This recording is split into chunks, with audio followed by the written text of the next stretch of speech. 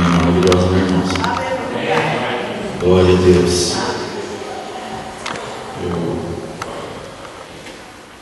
peço que os irmãos compreendam e hoje eu estou meio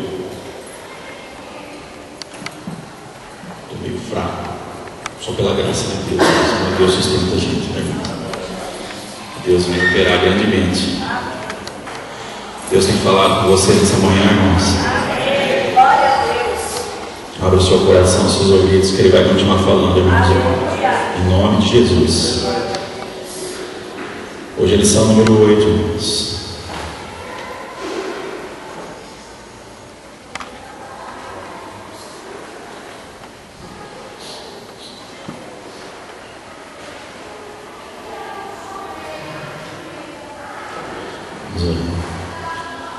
Senhor nosso Deus, Pai, nesta manhã de domingo, nos colocamos na Tua presença, Senhor Deus, como Teus servos, como filhos Teus, Senhor Deus.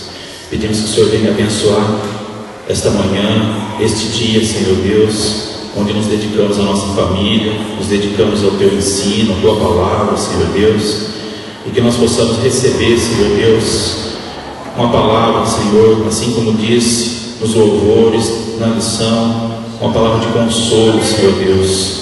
Que o Senhor venha nos consolar, que o Senhor venha nos sustentar, Senhor Deus, que o Senhor venha estar conosco e que nós possamos, Senhor Deus, nos entregar de coração ao Senhor, de corpo, alma, Senhor Deus, em nome de Jesus, para a honra e glória do Teu nome. Amém. Irmãos, Deus é maravilhoso, né? Eu creio que Ele já está preparando o domingo desde amanhã, desde a hora que nós abrimos nossos olhos, desde a hora que nós colocamos o pé fora da cama. Eu creio que Deus já está falando conosco, né? Deus tem preparado esse dia. Deus já vem preparado algo para o nosso coração. Por isso eu disse, irmãos, abra os nossos olhos, nosso coração, porque Deus, Ele tem falado através dos louvores. Ele tem falado, Ele vai falar através da lição. E eu creio que Ele vai continuar falando ainda, irmãos. Abra o seu coração, irmãos. Amém?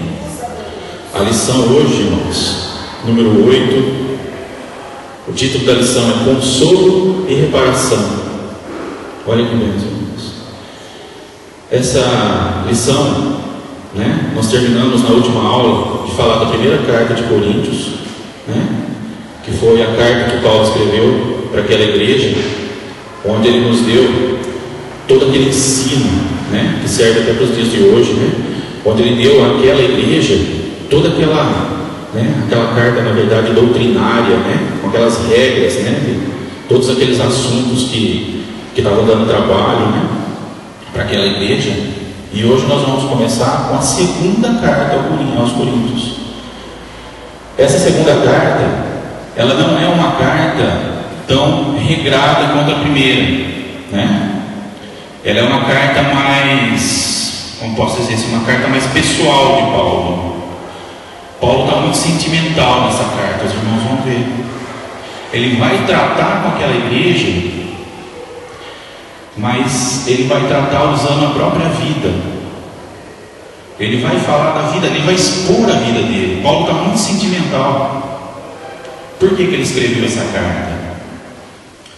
Entre essa carta, a primeira e a segunda de Coríntios, Paulo escreveu uma outra carta aos Coríntios.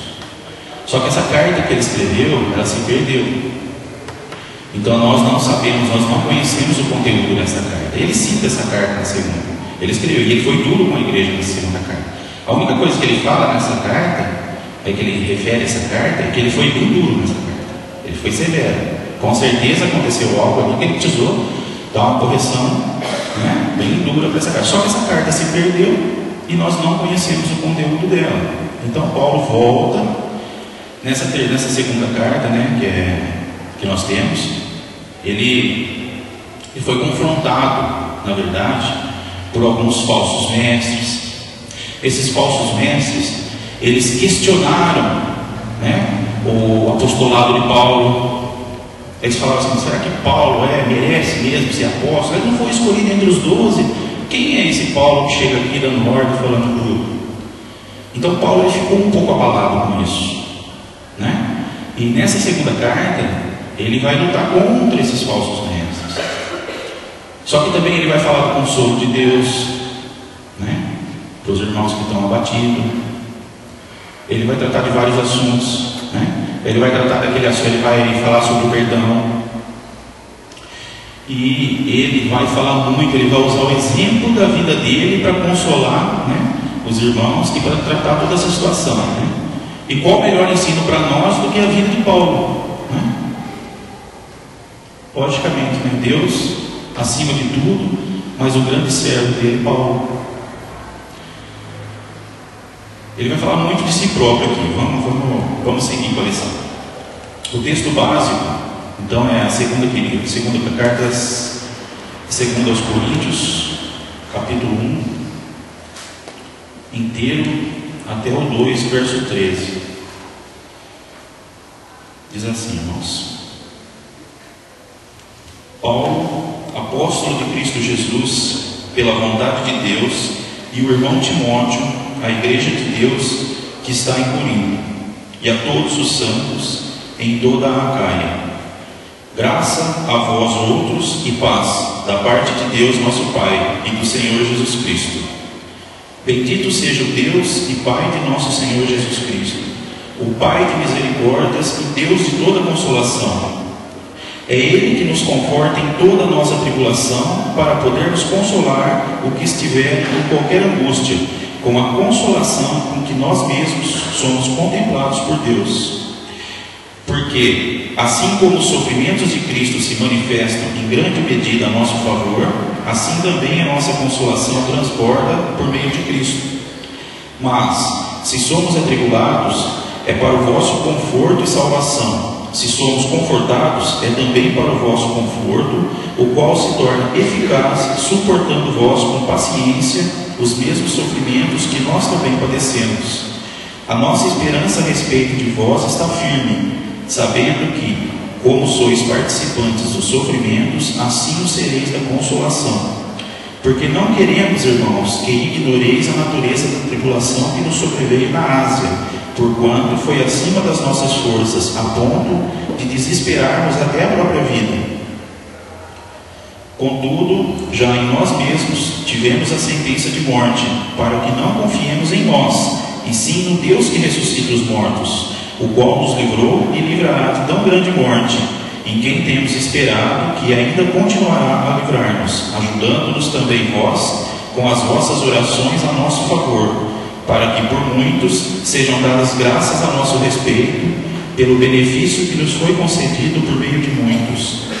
Porque a nossa glória é esta, o testemunho da nossa consciência, de que com santidade e sinceridade de Deus, não com sabedoria humana, mas na graça divina, temos vivido no mundo e mais especialmente para convosco.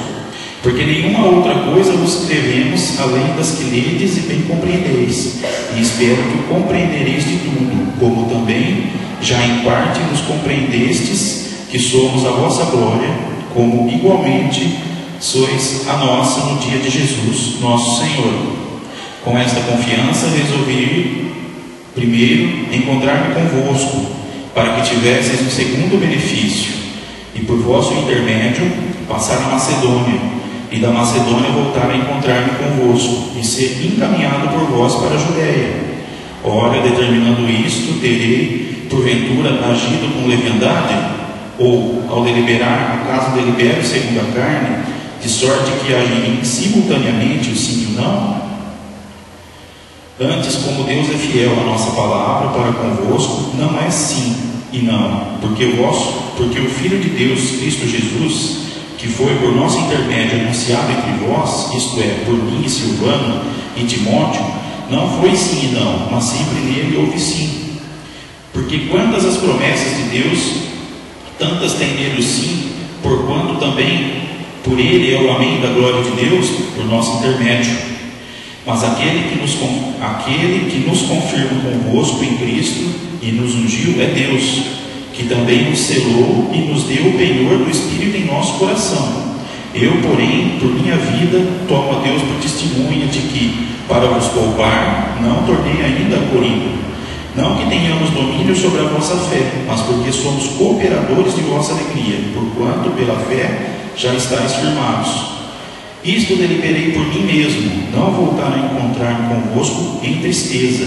Porque, se eu vos entristeço, quem me alegrará, senão aquele que está entristecido por mim mesmo? E isto escrevi para que, quando for, não tenha tristeza da parte daqueles que deveriam alegrar-me, confiando em todos vós de que a minha alegria é também a vossa. Porque, no meio de muitos sofrimentos e angústias de coração, vos escrevi, com muitas lágrimas, não para que ficasseis entristecidos, mas para que conhecessem o amor que vos consagra em grande medida. Ora, se alguém causou tristeza, não o fez apenas a mim, mas para que eu não seja demasiadamente áspero, digo que em parte a todos vós. Basta-lhe a punição pela maioria, de modo que deveis, pelo contrário, perdoar-lhe e confortá-lo, para que não seja o mesmo consumido por excessiva tristeza, pelo que vos rogo que confirmeis para com ele o vosso amor. E foi por isso também que vos escrevi, para ter prova de que em tudo sois obedientes. A quem perdoais alguma coisa, também eu perdoo, porque, de fato, o que tenho perdoado, se alguma coisa tenho perdoado, por causa de vós o fiz na presença de Cristo, para que Satanás não alcance vantagem sobre nós, pois não lhe ignoramos os desígnios. Ora, quando cheguei a Troade para pregar o Evangelho de Cristo, e uma porta se me abriu no Senhor, não tive, contudo, tranquilidade no meu espírito, porque não encontrei o meu irmão Tito. Por isso, despedindo-me deles, parti para a Macedônia. Amém? Vamos ler o nosso texto devocional. Isaías 40.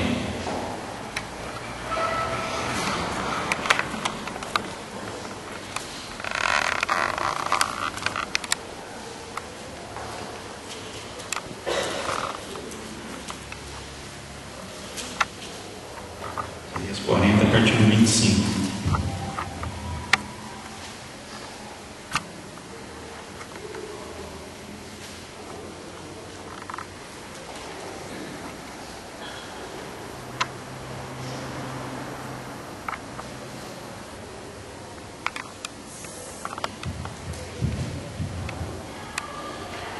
A quem, pois, me comparareis, para que eu lhe seja igual, diz o Santo? Levantai ao alto os olhos e vede. Quem criou estas coisas? Aquele que faz sair o seu exército de estrelas, todas bem contadas, as quais ele chama pelo nome, por ser ele grande em força e forte em poder, nenhuma só vem a faltar.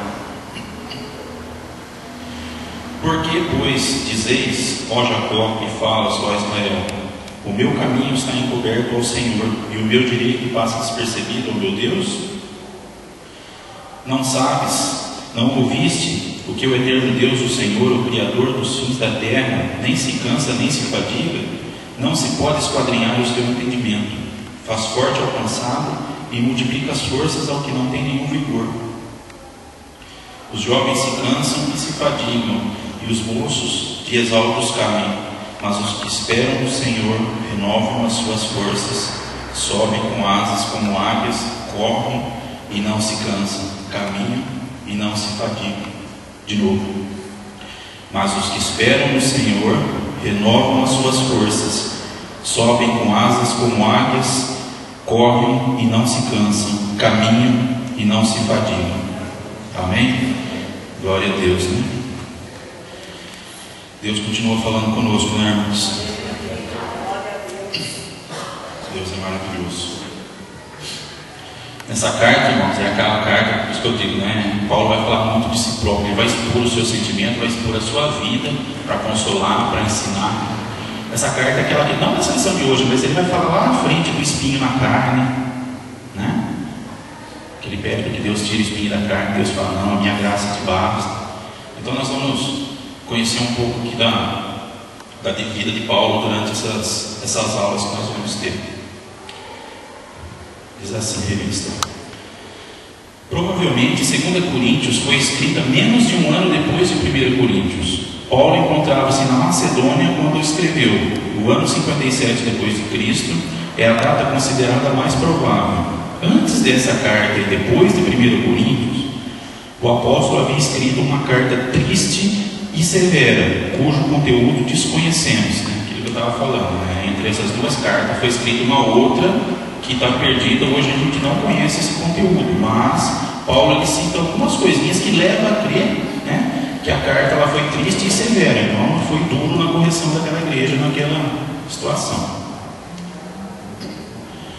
Então o pessoal, segundo Coríntios, revela o tremendo entusiasmo do apóstolo Paulo pela obra do Senhor e ao mesmo tempo o intenso sofrimento que suportou. Nela também percebemos a indignação com a qual ele respondeu aos seus críticos inescrupulosos. Nesta lição, depois de uma breve referência à saudação dirigida à igreja de Corinto, estudaremos sobre o conforto divino para os atribulados e sobre a reação de Paulo à atitude da igreja ao disciplinar um irmão faltoso. Então nós vamos ver só esses dois temas hoje nessa lição, né? De todos os assuntos que Paulo escreveu, nós vamos ver primeiro, né, que Paulo ele vai falar sobre o conforto divino, ele vai falar sobre o conforto de Deus para os atribulados, e ele vai falar sobre a atitude da igreja de quando um irmão foi corrigido. Então nós vamos ver esses dois pontos, tá? Primeiro, a apresentação do remetente, no caso de Paulo. Como era comum nas cartas antigas, a epístola começa com a apresentação do remetente e a saudação do destinatário. Como fez em 8 das suas epístolas, aqui Paulo declara a si mesmo apóstolo de Cristo Jesus. Alguns de Corinto questionaram se havia sido de fato comissionado pelo Senhor. Ele respondeu que não era apóstolo por sua vontade própria, mas pela vontade de Deus.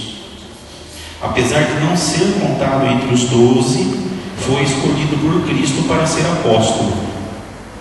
Lembra, irmãos, eu comentei, né? Então, algumas pessoas, alguns falsos mestres, eles questionaram o apostolado de Paulo.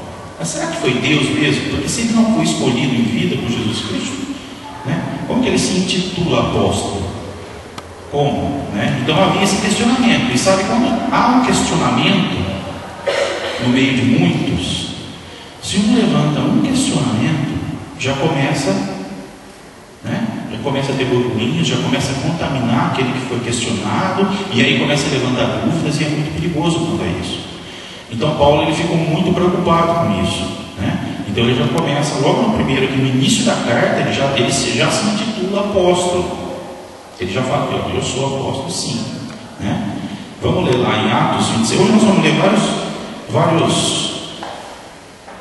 vários versículos, né? Atos 26, 15 a 18.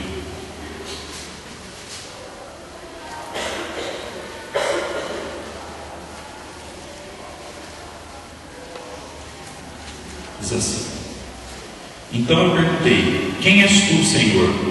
Ao que o Senhor respondeu, eu sou Jesus, a quem tu persegues, mas levanta-te e firma-te sobre teus pés, porque por isto te apareci, para te constituir ministro e testemunha, tanto das coisas em que me viste, como daquelas pelas quais te aparecerei ainda, livrando-te do povo e dos gentios, para os quais eu te envio, para lhe abrirdes os olhos e os converteres das trevas para a luz e da potestade de Satanás para Deus, a fim de que recebam eles remissão de pecados e herança entre os que são santificados pela fé em mim. Então aqui Paulo está falando da aparição, né? Que Jesus apareceu para ele e já deu a ordem.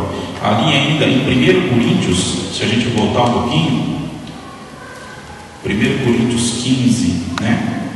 Do 7 a 10 diz assim, ó: depois foi visto por Tiago, mais tarde por todos os apóstolos, e afinal, depois de todos, foi visto também por mim, como por um nascido fora de tempo, porque eu sou o menor dos apóstolos, que mesmo não sou digno de ser chamado apóstolo, pois persegui a igreja de Deus, mas pela graça de Deus sou o que sou, e a sua graça que me foi concedida não se tornou vã, antes trabalhei muito mais do que todos eles, todavia não eu, mas a graça de Deus comigo. Então aqui Paulo já está deixando bem claro, né, como foi a escolha dele por Deus, né, para que as pessoas ali que questionaram ele, será que foi Deus mesmo que, né, ou foi ele que se achou no direito de ser chamado de apóstolo?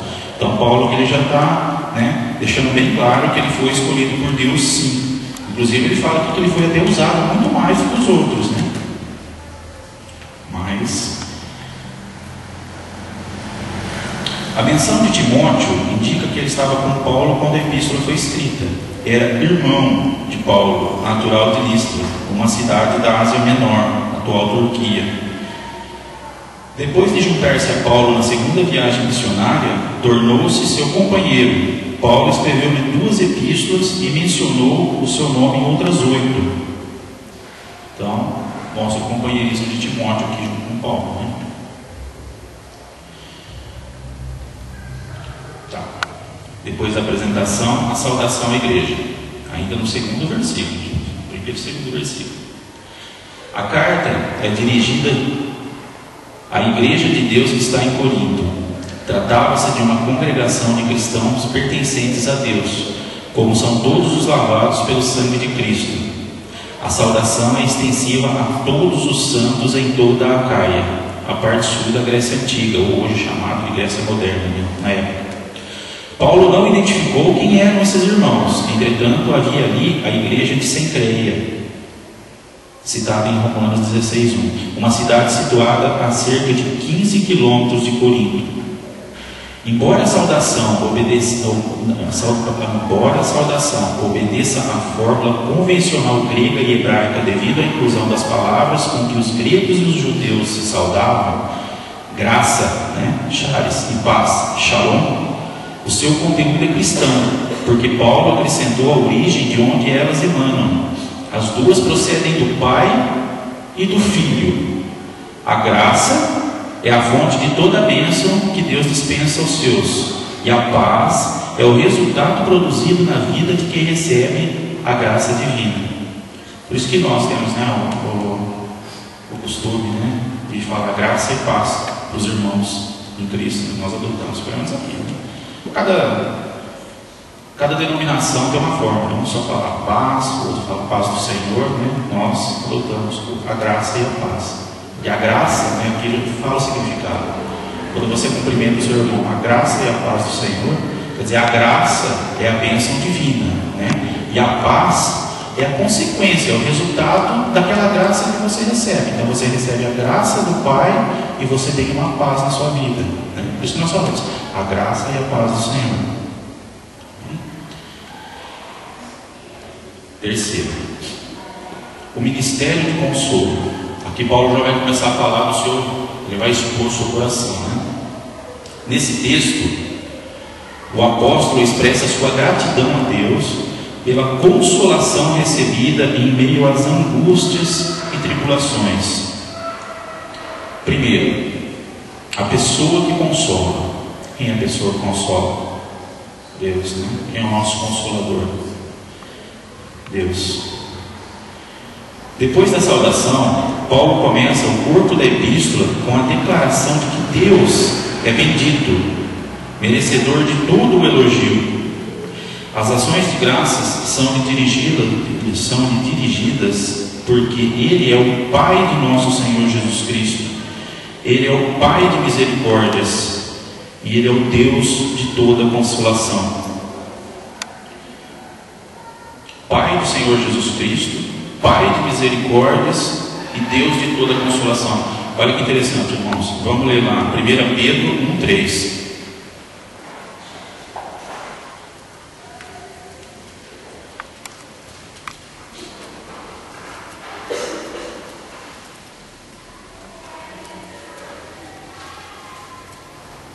Se alguém achou que quiser ler, irmão, por favor.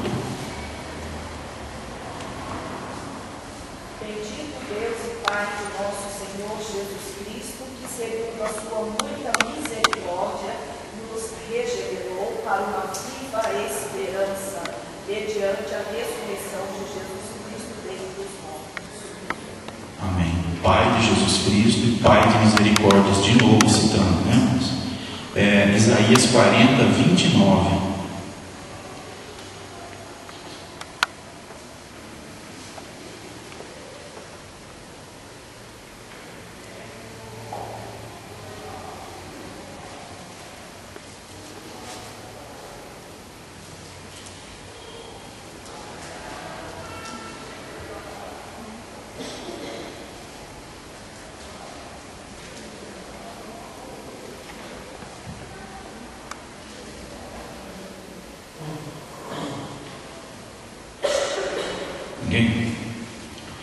Faz forte ao cansado e multiplica as forças ao que não tem nenhum vigor. Amém? Para fechar, Mateus 5,4. Viu que nós estamos navegando pela Bíblia, né, irmãos? Só esse assunto de Paulo, ele está indo lá no profeta Isaías, está citando lá na carta de Pedro, agora vai no próprio Evangelho de Jesus Cristo.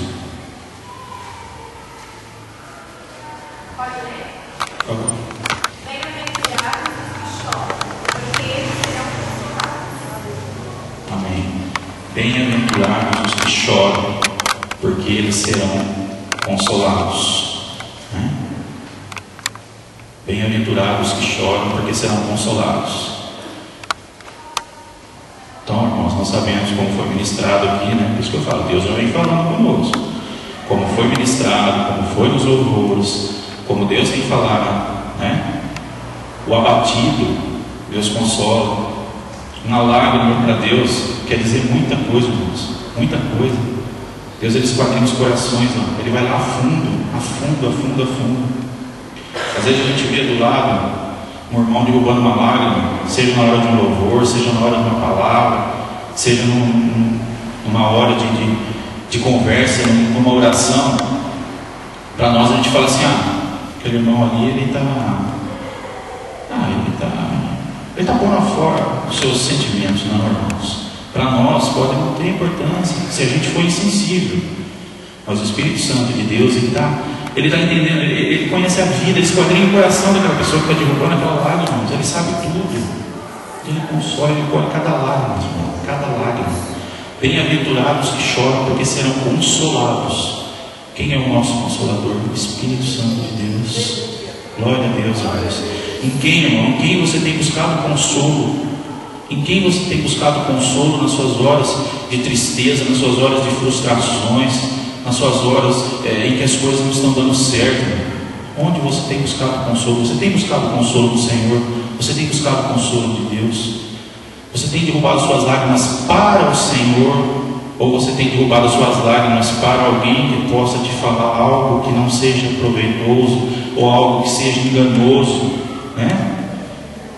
Para quem você tem derrubado essas lágrimas, irmãos?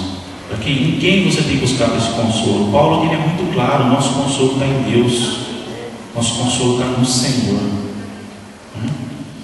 É Ele que nos sustenta, é Ele que nos entende, e o Espírito Santo fala direto ao nosso coração. Ele vai determinar para nós, a não ser que nós estivermos fracos, estivermos necessitados e buscarmos o consolo com pessoas usadas por Deus, né? Deus vai usar aquela pessoa, com certeza, mas Deus, o consolador é Ele. Amém? Glória a Deus. Em suma, Deus é a origem de toda misericórdia e consolo nos momentos de tribulação. 2. O propósito do consolo. Então a pessoa do consolo é Deus. E o propósito do consolo? Vamos lá. Devemos consolar os outros com o consolo que Deus nos dá. Aqueles que são consolados se tornam consoladores.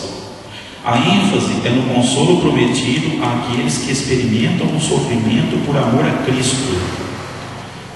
Nesse mesmo texto de 2 Coríntios, no verso 4 e 5, irmãos. 4 e 5 diz assim: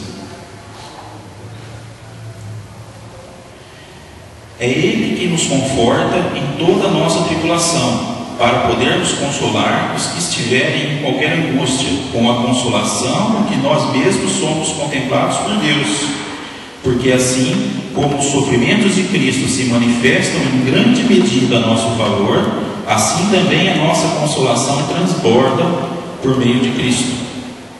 Ou seja, como nós somos consolados por Deus, nós buscamos o consolo em Deus, Deus nos consola, a nossa obrigação agora é o quê? Consolar aqueles que precisam. Nós nos tornamos consoladores através do consolo que Deus nos dá. É isso que ele está dizendo. Qual é o propósito do consolo, então? Que nós consolamos aqueles que precisam, porque nós somos consolados por Deus. Amém? No curso da vida cristã, é previsível que os crentes sejam atribulados. Alguém aqui é atribulado? Alguém deixou de ser atribulado porque virou crente? Jamais, né? O que Jesus disse? Paulo advertiu Timóteo, dizendo que todos quantos querem viver piedosamente em Cristo Jesus serão perseguidos. Olha só, todos quantos querem viver piedosamente em Cristo Jesus serão perseguidos. 2 Timóteo 3,12. Porém, tanto as tribulações como a consolação resultam em bênçãos. Se o apóstolo era atribulado, os crentes seriam encorajados e desafiados pela sua perseverança. Por outro lado, a consolação que recebeu encheria os crentes de Corinto de conforto e os fortaleceria, ao passarem pelo mesmo tipo de perseguição que padeceram. Se os coríntios viessem a experimentar o sofrimento por amor a Cristo, certamente teriam também o consolo. 2 Coríntios, no 1,6, diz assim: mas se somos atribulados, é para o vosso conforto e salvação. Se somos confortados, é também para o vosso conforto, o qual se torna eficaz, suportando vós com paciência os mesmos sofrimentos que nós também padecemos. A nossa esperança a respeito de vós está firme, sabendo que, como sois participantes dos sofrimentos, assim o sereis da consolação. Olha a vida de Paulo, irmãos. Olha que coisa interessante que ele está dizendo aqui. Se o apóstolo Paulo, se ele era atribulado, se ele era perseguido, olha só, a própria revista está dizendo aqui, se ele era atribulado, os irmãos, eles eram encorajados. Puxa vida, o Paulo é perseguido. O Paulo é perseguido, imagina nós. Se Paulo é perseguido, imagina nós. Então o povo, ele era o quê? Ele era encorajado pela perseverança de Paulo. Por quê? Paulo era perseguido, mas ele não desistia. Paulo, ele era persistente. Paulo, ele tinha foco, ele tinha determinação. Então toda a perseguição de Paulo não desanimava os crentes de Corinto, não. Pelo contrário, animava. Puxa vida, Paulo é tão perseguido, né? Paulo sofre tudo isso e ele está ali, ele persevera, ele continua. Então era um ânimo para eles. Então a perseguição de Paulo animava. E por outro lado, quando Paulo estava angustiado, o consolo de Deus, o consolo que Paulo recebia, também animava os irmãos. Porque os irmãos viam o consolo de Deus em Paulo e falavam: não, se Paulo também é consolado, eu também serei consolado. Então a vida de Paulo era um exemplo em tudo, irmãos. Todas as circunstâncias na vida de Paulo eram exemplo para a igreja. Seja no sofrimento, no consolo, na perseverança, então tudo, em tudo. A vida de Paulo era um exemplo para os cristãos.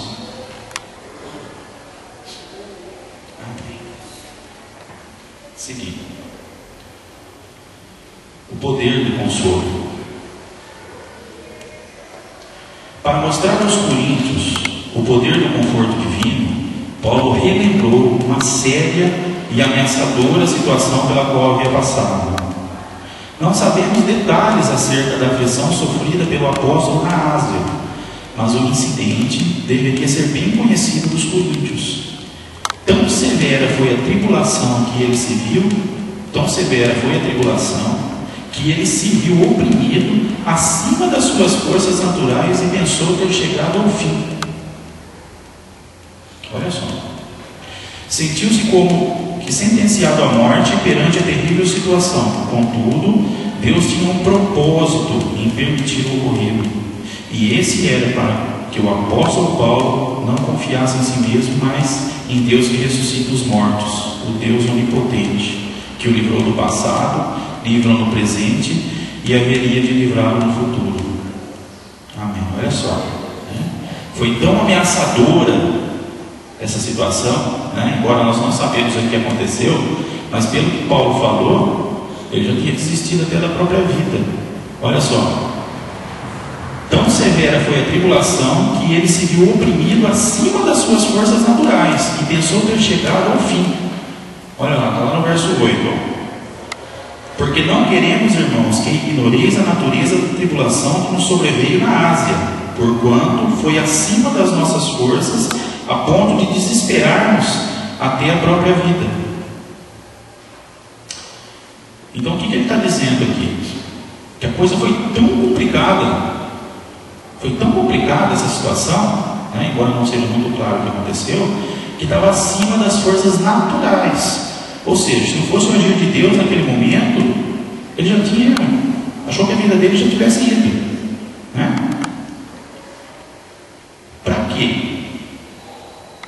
Deus tinha um propósito, que a própria revista fala. Deus tinha um propósito no permitir o ocorrido. Por que Deus tinha um propósito no permitir o ocorrido? Para que o apóstolo não confiasse em si mesmo, mas nos Deus que ressuscita os mortos. Olha só, irmãos. Às vezes nossa vida, ou algo, né, alguma situação que a gente, ou que a gente viveu, ou que a gente já conheceu essa passagem, né, seja através da vida de alguém que a gente conhece, ou pela TV, ou pelas manchetes, pelas notícias, não passa na cabeça da gente assim, ó, como que Deus permite uma coisa dessa? A gente não fala assim, a gente não se questiona, né? Como que Deus permite uma coisa dessa? Principalmente se a gente vê uma tragédia, né? Onde pessoas, às vezes, na nossa cabeça, na nossa mente, a gente fala assim, ó, pessoas inocentes, como que Deus permite uma situação dessa? Às vezes a gente não questiona. Por que Deus permite certos ocorridos nessa vida nossa? Por que Deus permite? Permite para que a gente não tenha em mente, que a gente não tenha o pensamento de que nós somos autossuficientes em tudo, que nós vamos conseguir nos livrar de toda a situação e que nós somos totalmente dependentes dele, só ele. No caso de Paulo, está claro que o propósito dessa tribulação, onde Paulo, pela perseverança forte do jeito que era, nós sabemos, nós já vimos, nós conhecemos a vida de Paulo, que ele não desiste facilmente de nada. Então, para ele entender uma sacudida mesmo, né, para que ele, né, desse, então ele tinha que realmente assim, ó, não confiar mais nas forças naturais dele, porque as forças naturais de Paulo, né, a gente sabe que era tremenda. Então, a ponto dele chegar a desistir da própria vida, achar que o negócio já não dá. Nesse momento, é para que Paulo entenda que ele não é autossuficiente, que ele depende de Deus, daquele que ressuscita os mortos. A mesma coisa conosco, irmãos. Quando nós passamos por tribulações, quando nós passamos por momentos de dificuldade, quando nós passamos por momentos em que a situação está fora do nosso alcance, é para que a gente entenda que a gente depende de Deus, que a gente lembre que a gente depende de Deus, irmãos, e que a gente tem que buscar onde? Em Deus. Não é nas nossas próprias forças, a nossa mão, a nossa capacidade física e intelectual, porque às vezes a gente acha tão inteligente que a gente acha que a gente sai de qualquer situação assim, eu consigo, isso aí eu tiro de letra. Não, irmãos. Há certos momentos que você vai pensar assim, puxa vida, mas eu conseguiria sair fácil dessa situação, por que eu não estou saindo? Para, medita, pensa, de repente é para você lembrar que tem um Deus na sua vida, né?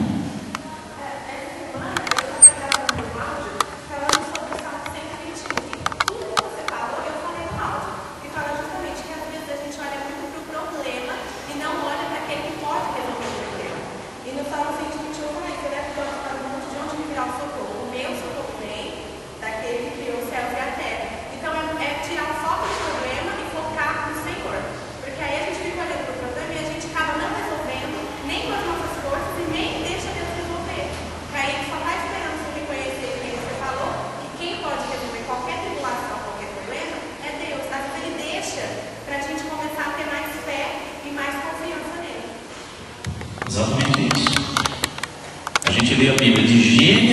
Apocalipse, em quantos momentos da Bíblia ela está nos alertando que Deus está no controle da nossa vida, que é para a gente confiar nele? Quantas vezes fala, confia no Senhor, entrega no Senhor, confia no Senhor, Ele é o Consolador, Ele consola. Porque nós somos tão teimosos a ponto de ler, saber e não praticar. Que é fácil a gente falar enquanto não é o nosso problema. A gente aconselha o problema dos outros. Confia no Senhor, irmão. Esse problema seu é tão grande, confia em Deus. Deus vai resolver. Então é muito bom, é muito fácil a gente falar enquanto nós estamos tratando com os problemas dos outros. Agora, enquanto cai o problema na nossa mão, na nossa casa, na nossa família, e aí? Muitas das vezes a gente acaba esquecendo do que a gente fala com os outros, né? Muitas das vezes a gente não lembra desse Deus que é maior do que o nosso problema. A gente não sentiu na pele, né? Mas a Bíblia está lá. De onde me virá o socorro? De onde? De Deus, né? Que nos sustenta, que nos consola. No verso 9: contudo, já em nós mesmos tivemos sentença de morte, para que não nos confiemos em nós, e sim no Deus que ressuscita os mortos, Deus onipotente, o qual os livrou e livrará de tão grande morte, em que temos esperado que ainda continuará a livrar-nos. Um retrato de ministro.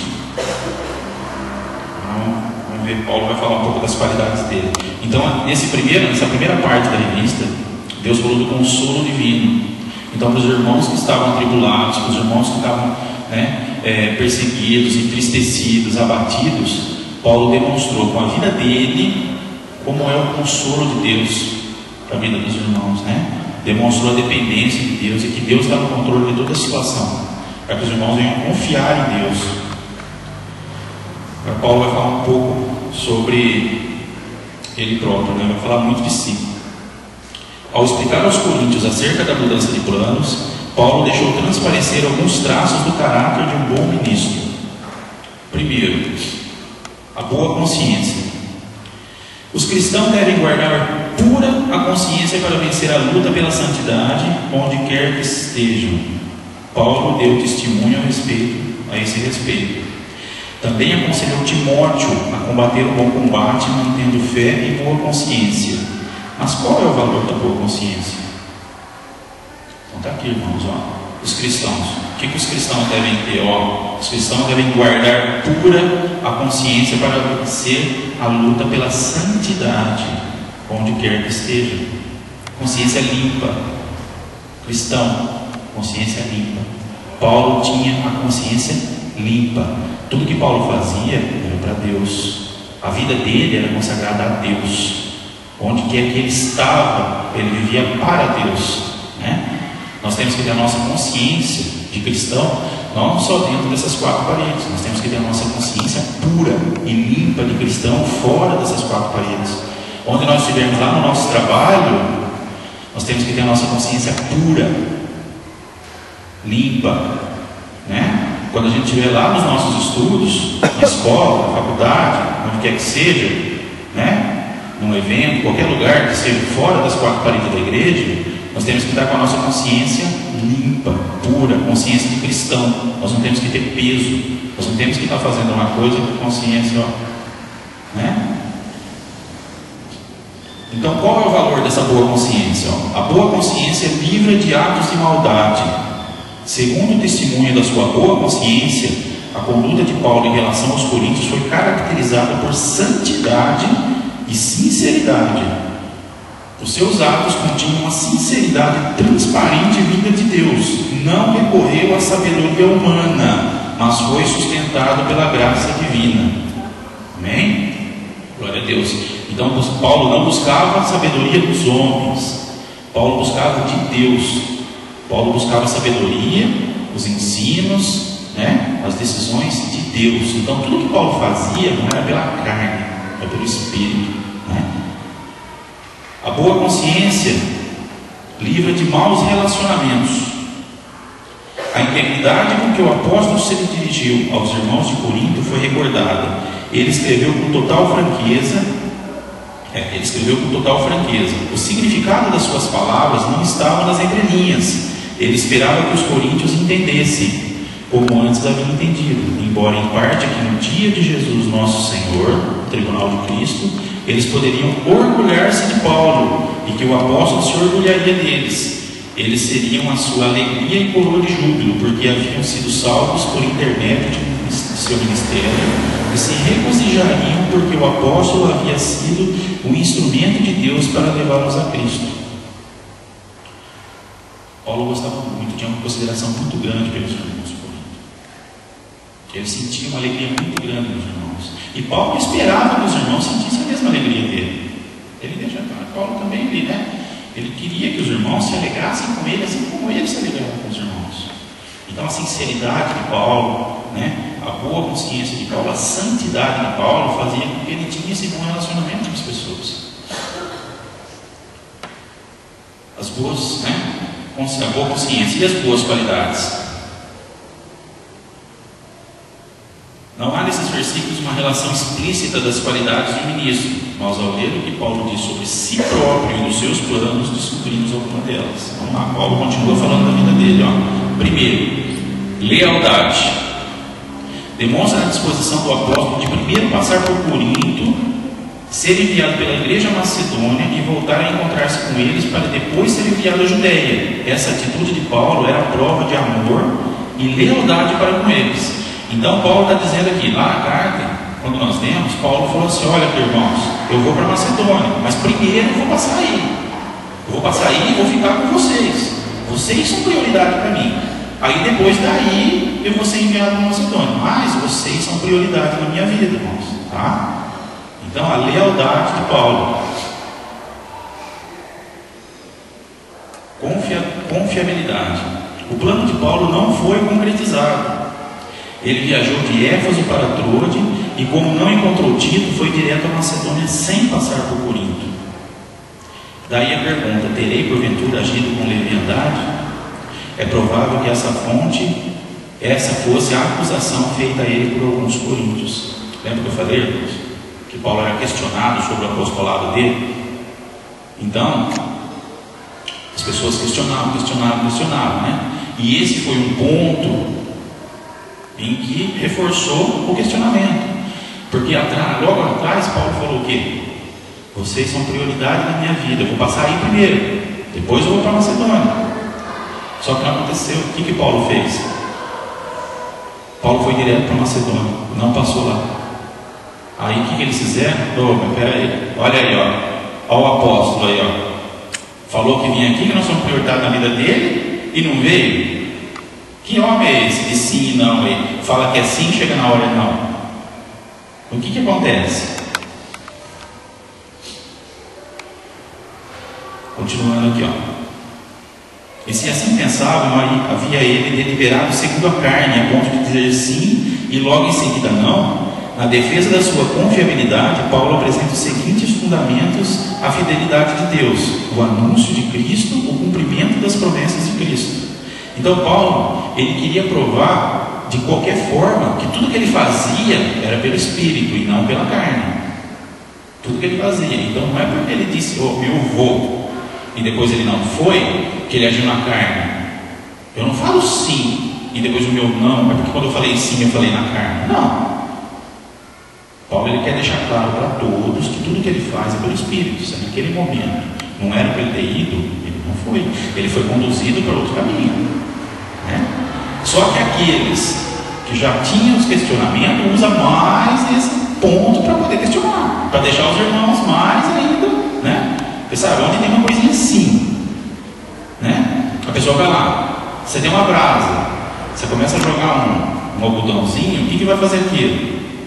Vai acender. Joga um graveto, vai virar um foguinho. Joga uma lenhazinha, vai virar uma fogueira. Joga uma tora. Então, tudo começa, Então, Paulo já quis cortar ali, não, o que eu faço não é pela carne, é pelo Espírito. Autenticidade. Tanto quanto os coríntios, Paulo era um autêntico cristão. Deus fez em Paulo o que fizera neles, e também opera em nós, confirmou-nos em Cristo. Ungiu-nos, comissionou-nos para o serviço, selou-nos, concedeu-nos a marca, os que identifica com Ele, deu-nos o penhor do Espírito, que é a garantia da nossa eterna herança. Então, a autenticidade, né? Ungiu-nos, comissionou-nos para o serviço, ou seja, quem? Deus, né? Deus que ungiu. Selou-nos, a partir de que ungiu, eles estão selados, concedeu-nos a marca que nos identifica com Ele, com Deus. Deu-nos o penhor do Espírito, ou seja, é a garantia da nossa eterna herança. Amém? Sensibilidade. A razão de Paulo ter adiado a sua ida a Coríntio foi poupá-los de tristeza. Olha lá, Paulo justificando. A razão de Paulo ter adiado a sua ida a Coríntio foi poupá-los de tristeza. E nisso coloca Deus por sua testemunha. O que desejava era partilhar da alegria deles, e não queria que o considerassem um tirano, pois se os entristecesse, também não teria alegria. Lá no capítulo 2, 1 a 3, diz assim, isto deliberei por mim mesmo, não voltar a encontrar-me convosco em tristeza, porque se eu vos entristeço, quem me alegrará, senão aquele que está entristecido por mim mesmo? E isso escrevi para que, quando for, não tenha tristeza da parte daqueles que deveriam alegrar-me, confiando em vós, de que a minha alegria é também vossa. Então Paulo não queria ir para não entristecer, para que ele não ficasse triste, porque quando ele visitava uma igreja, ele queria o quê? Ele queria se alegrar com a igreja. Aí ele está dizendo, como que eu vou me alegrar com aquele que eu entristeci? Então, Paulo já está se justificando. O amor. Verso 4, porque no meio de muitos sofrimentos e angústias de coração, vos escrevi com muitas lágrimas, não para que ficasseis entristecidos, mas para que conhecesseis o amor que vos consagra em grande medida. O apóstolo tinha pelos coríntios real amor. Foi essa a razão porque lhes escreveu. A tolerância dos coríntios ao pecado lhe causou muitos sofrimentos e angústias de coração, e trouxe muitas lágrimas. Motivado pela grande afeição que eles tinham, desejava que tivessem tratado a situação antes de ir visitá-los outra vez. Ou seja, Paulo tinha um amor por aqueles crentes, ele tinha um amor real pelos crentes da igreja de Corinto, né? O que Paulo fazia? O que Paulo sentia? Tristeza pela indiferença ao pecado daquele povo, porque aquele povo pecava e tratava com indiferença alguns assuntos, né? Mas Paulo não deixava de amá-los por isso. Paulo tinha um afeto muito grande, um amor muito grande por eles. E qual era o desejo de Paulo? Então, quando Paulo voltasse para lá, aquele assunto já tivesse sido resolvido. Dos alertas, né? Continuando aqui, ministério de restauração. Aqui Paulo vai falar um pouco sobre um irmão que foi disciplinado. Ele vai falar um pouquinho sobre o irmão que foi disciplinado. Diz assim, nesses versículos Paulo fez referência ao incidente que causou o problema. Com muita consideração, não citou a ofensa e nem o ofensor. A expressão, se alguém causou tristeza, pode referir-se ao caso narrado em 1 Coríntios 5, 1 a 2. As atitudes para restaurar um irmão estão sugeridas no texto.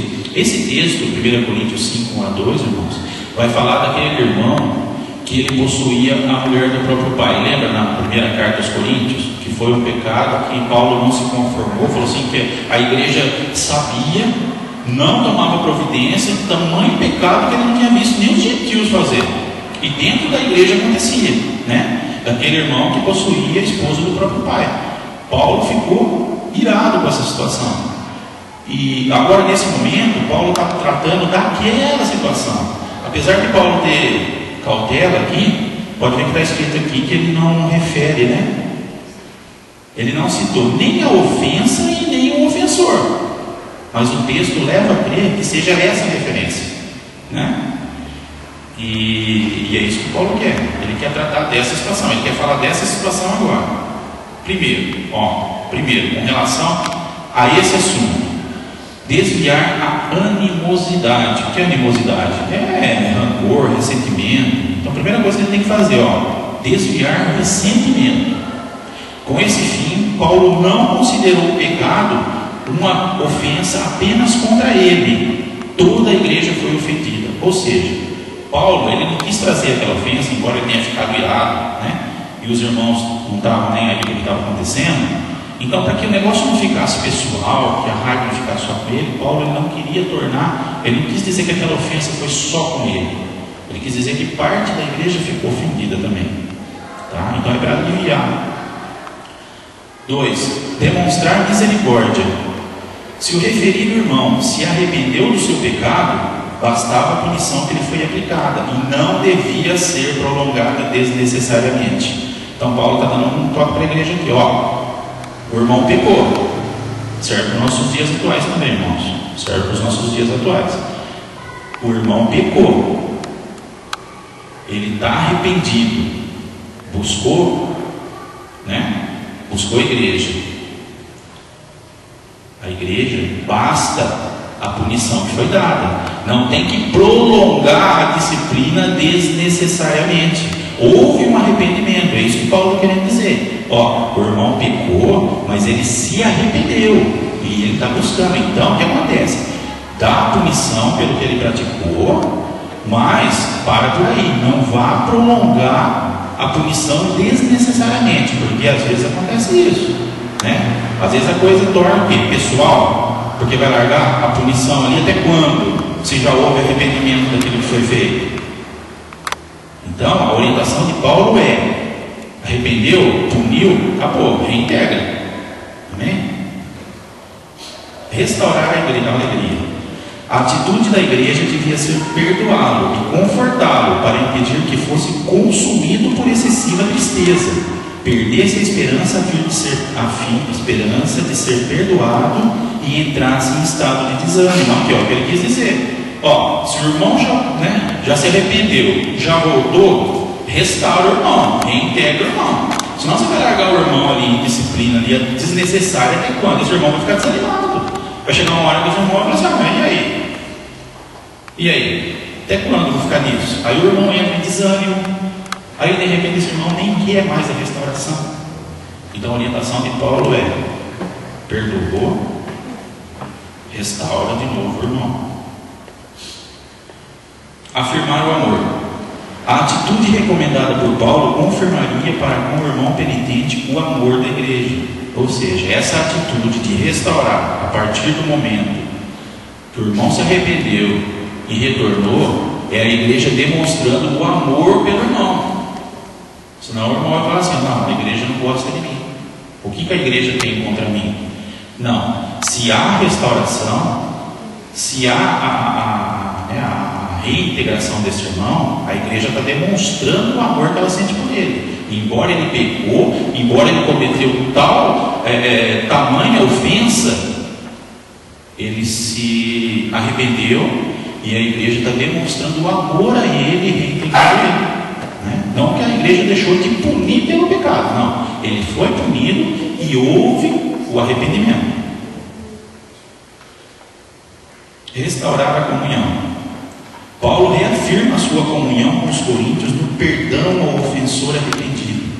Se havia alguma coisa a perdoar, ele fazia por causa deles, na presença de Cristo. Então aqui Paulo já estava dizendo na carta que ele já havia perdoado. Ele já havia perdoado o irmão. Então a igreja poderia fazer o mesmo. Porque Paulo, embora Paulo, na primeira carta, ele foi severo, foi duro com relação a esse assunto, aqui ele está dizendo: ó, já perdoei o irmão, irmãos. Já perdoei o irmão, agora a igreja faça o mesmo, demonstre perdão. Né? Demonstre perdão. E por último, frustrar Satanás. Interessante esse ponto, irmãos, prestem atenção. É perigoso para uma congregação ser omissa na aplicação da disciplina necessária, tanto quanto é perigoso não exercitar o perdão quando há arrependimento sincero. Satanás encontra nisso uma brecha para interferir e usar os seus estratagemas. No primeiro caso, ele destrói o testemunho de uma igreja que tolera o pecado. No segundo caso, oprime o irmão arrependido com grande tristeza, caso a congregação não o restaure. Olha só o alerta que Paulo está deixando aqui, irmãos, nas duas situações. Olha só, eu já vi isso em outros lugares. É perigoso para uma congregação ser omissa na aplicação da disciplina necessária. É perigoso para a igreja não disciplinar quando há necessidade. Tanto quanto é perigoso não exercitar o perdão quando há o arrependimento sincero. Nós acabamos de falar. Se o pecador ele se arrepende, ele vem. Se a igreja não exercitar esse perdão, também é perigoso. Porque Satanás ele pode ver nisso uma brecha. Por que ele pode ver nisso uma brecha? Olha só, no primeiro caso, que é quando a igreja não disciplina, ele destrói o testemunho da igreja. Porque todo mundo vai olhar para a igreja e vai falar assim, aquela igreja lá não disciplina ninguém. Aqueles tribulados, aqueles que gostam de fazer as coisas erradas, assim, é para lá que eu vou. Alguém já ouviu isso? Eu já ouvi muitas vezes. Exatamente, lá pode tudo. Eu vou para lá. Aquele curso que o professor foi fazer em São Paulo, todas as aulas, o testemunho era aquele que a gente conhece, mau testemunho. Eles usavam um assunto que o Evaldo conhece muito bem, como mau testemunho. 5 dias de curso citaram esse testemunho. Está vendo? Fora. Não só na cidade, não só. Assim, a igreja ela pode ficar conhecida muitíssimo, num tamanho de distância e de território que vocês nem imaginam. Igreja é conhecida como igreja que não disciplina, que pode qualquer coisa. Às vezes a igreja cresce. Puxa, é uma benção para a igreja. Não, é porque aquela igreja pode tudo. Eu tenho um cunhado, ele fala assim, eu vou lá na igreja. Esse é bom. Só que ele fuma, ele bebe, ele faz isso, aquilo. Mas você não vai parar? Não, a igreja não precisa disso, não. Ninguém nunca me cobrou disso. Preciso nem falar, né? Preciso nem falar. Quem vê a vida dele lá, nunca teve encontro com Cristo. Por quê? Não é um intuito, né? Então Satanás é o quê? Dá uma brecha justamente para isso. Para colocar o mau testemunho na igreja. E afastar quem? Afastar os bons irmãos. Porque se você é uma batata boa, você vai ficar, e você tem a opção de escolha, você vai ficar num saco de batata podre para tentar curar a batata podre? Não, você vai apodrecer junto. Então o que você faz? Não, aqui não consigo ficar. E aí o que vai sobrando dentro daquela igreja do mau testemunho?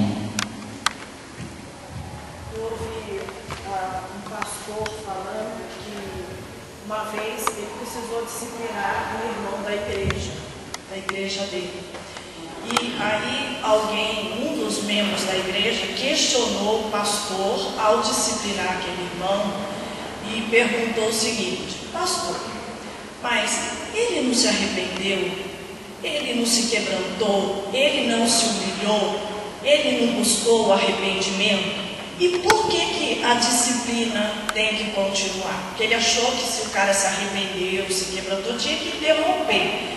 Aí o pastor muito sábio, ele disse assim: ele foi admitido para o trabalho da igreja pelo seu testemunho. Ele rompeu o seu testemunho. Ele quebrou esse testemunho.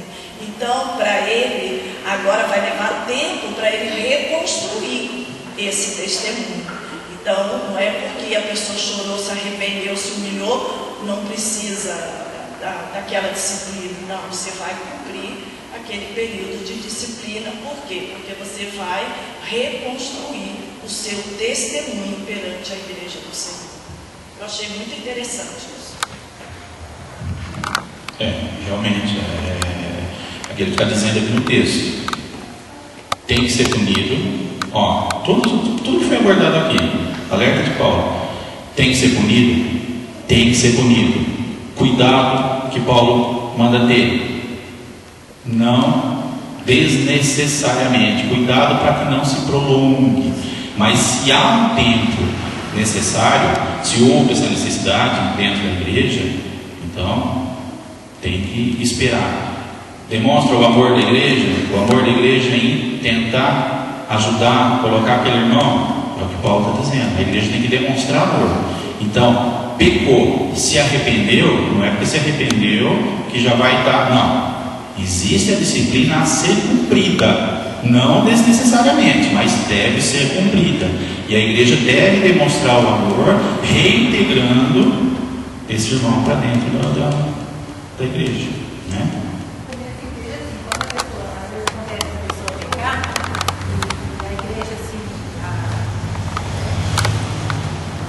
Quando acontece assim da pessoa pecar, a pessoa confessa, se arrepende e conversa com o pastor, etc e tal, às vezes a igreja em si, ela se afasta daquela pessoa. Aí não está demonstrando amor, porque a Bíblia fala assim, quando um cai, né, a gente tem que fazer o quê?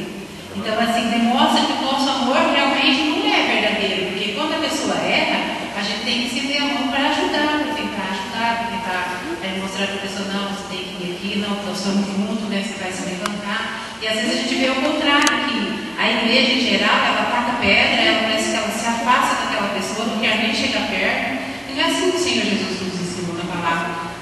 Olhando para a palavra de Deus, o Senhor Jesus nos ensinou que nós temos que amar. A gente tem que amar o pecador, mas não o pecado. Então assim, a gente não tem que se afastar da pessoa, a gente tem que ajudar. E se acontecesse com nós? Será que a gente ia se sentir assim, nossa, se afastar de mim porque eu errei, mas eu pedi perdão para Deus, Deus me perdoou, né? Deus me restaurou, mas as pessoas estão se afastando de mim. Como que nós nos sentiríamos, né? Então, às vezes nós fazemos isso com as pessoas, nós se afastamos. Não, deixa ele lá, ele não quer nem chegar perto, não quer nem conversar. Então, assim, a gente tem que verdadeiramente avaliar o nosso amor, o verdadeiro amor mesmo, que se compadece por aqueles que caem, que aqueles que estão doentes, aqueles que estão enfermos, o verdadeiro amor ajuda. Aí é o perdão. Amém, isso mesmo, gente, perdão. E o pior,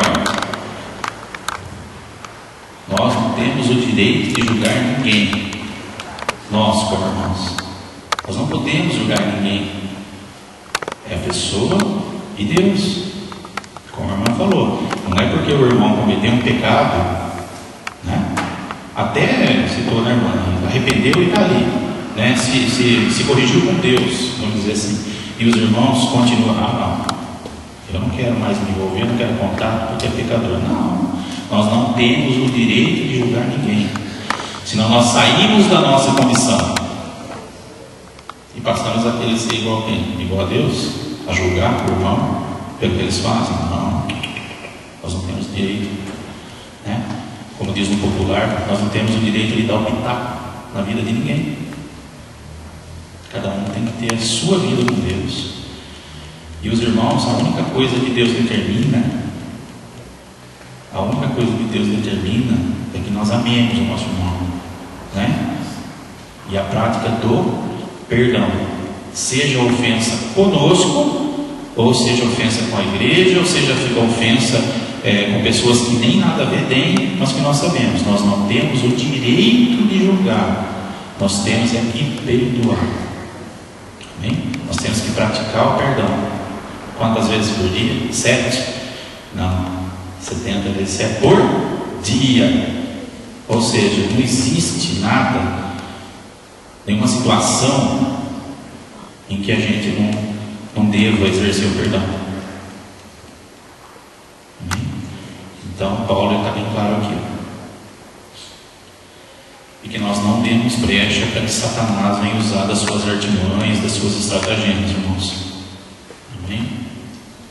Aqui na revista Conclusão, né, diz que Paulo é um bom exemplo de ministro. Eu vou mais além. Eu acho que Paulo é o modelo perfeito de ministro, né? A vida dele nós vimos aqui, em qualquer situação é exemplo para que a igreja se inspire, né, se saia.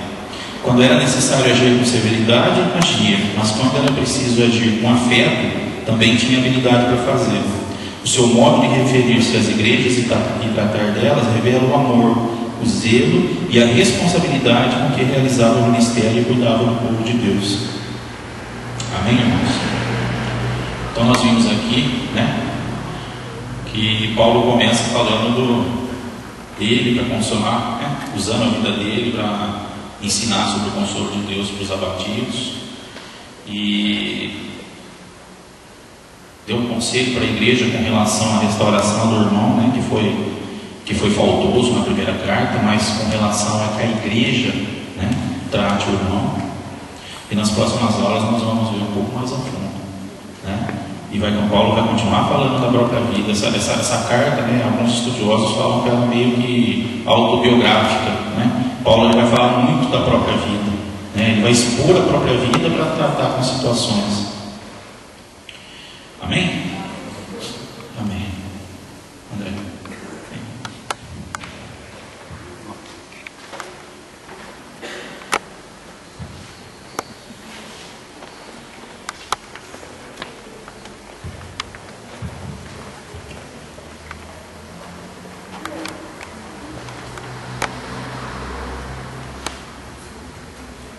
Paz, igreja. Bem rápido, porque foi fácil fazer o teatro deles, né? A mensagem de hoje era sobre dons, a diversidade de dons, né? E aí cada um vai fazer uma encenação e a igreja vai responder que dom é esse, tá? São 3 dons. Então, vamos lá.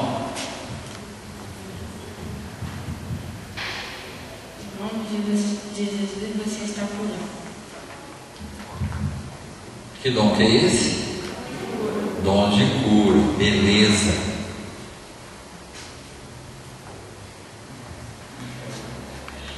Senhor Deus, faça chover nesse minuto. Que dom que é esse? Operação de maravilhas, certo? Deus amou o mundo de tal maneira que deu seu Filho unigênito para que aquele que nele crê não pereça, mas tenha vida eterna. João 3,16. Que dom que é esse? Dom de conhecimento, dom de pregação, certo? Então são esses 3 dons, ok? Pois bem, vocês são o corpo de Cristo, e cada um é uma aparente desse corpo. 1 Coríntios 12:27. Dom misto entre o conhecimento e o ensinamento. Tem outros dons, mas foram esses porque os alunos eram limitados. Amém? Então era isso. Obrigado.